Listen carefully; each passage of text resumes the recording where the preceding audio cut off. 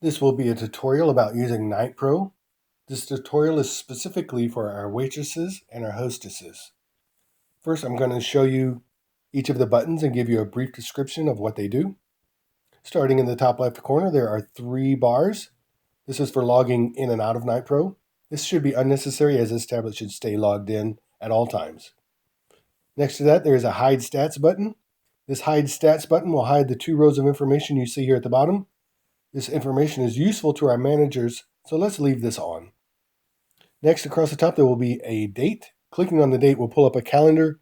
Make sure today's date is selected so we are viewing the right reservations. Also across the top, there is a reservation and guest list toggle. We're going to leave this on reservations as the guest list is mainly for our door staff to use. In the very top right-hand corner, there's a blue Add Reservation button. We will use this in an example later. Back to the left near the top, there is a search feature. If we had 15 reservations and we wanted to filter out some of the others, keying in a few letters of either the first or last name will filter out all other results. Clicking this white X will return us back to the main reservations menu. In the center section here, you will see that there are tables represented by squares and circles.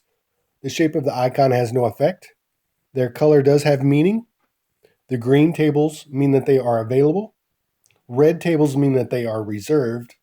And gray tables mean they are currently in use.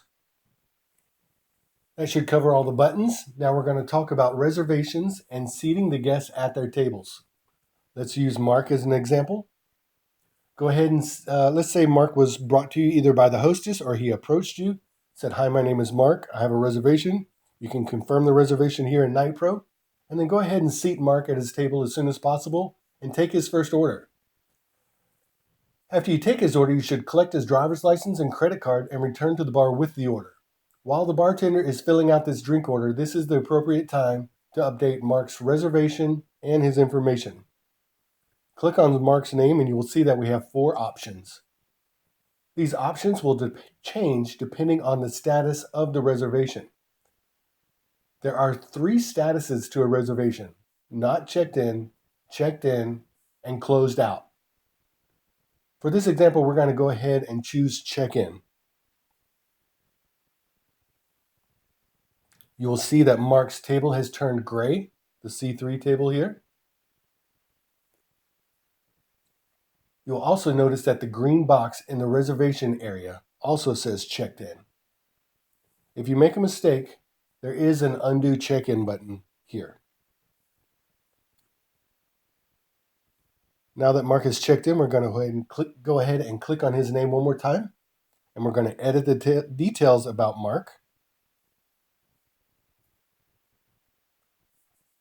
We're going to enter Mark's birthday at a minimum. Also collect his email and phone number if at all possible. Clicking on the guest's birthday, we can choose the month, the day, and the year.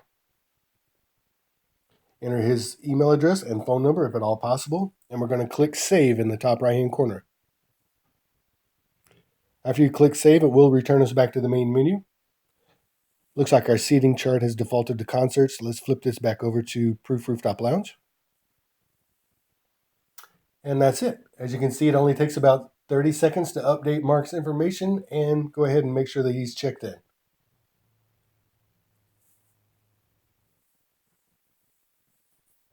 When Mark is ready to close out, we're going to click on his name again, and we're going to choose Close Out.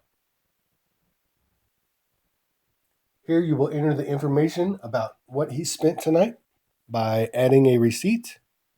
You can enter the receipt number on the left, and we're going to enter the total here of what he spent tonight on the right. So let's say Mark spent $230 tonight, and we click Close. You can see Mark has now been closed out in this example, and it shows what he spent tonight.